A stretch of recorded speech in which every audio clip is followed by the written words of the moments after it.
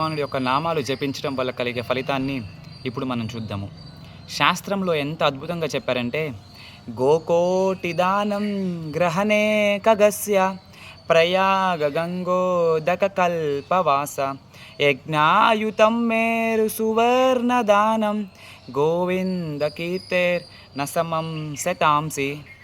గోకోటి దానం గ్రహణే ఖగస్య, సూర్యగ్రహణం అప్పుడు కోటి ఆవుల్ని దానం చేసినటువంటి ఫలితం కన్నా ప్రయాగ గంగోదక కల్పవాస, గంగా నది తీరాన ప్రయాగలో ఒక కల్పం పాటు అక్కడ నివసించిన యజ్ఞాయుతం మేరు సువర్ణ దానం, కోట్లాది కేలోల కొలది బంగారాన్ని యజ్ఞంలో సమర్పించిన గోవింద నామాన్ని జపించిన దాంట్లో 100లో 1% కూడా ఫలితం అనేది వాళ్ళెవ్వరికీ లభించదు.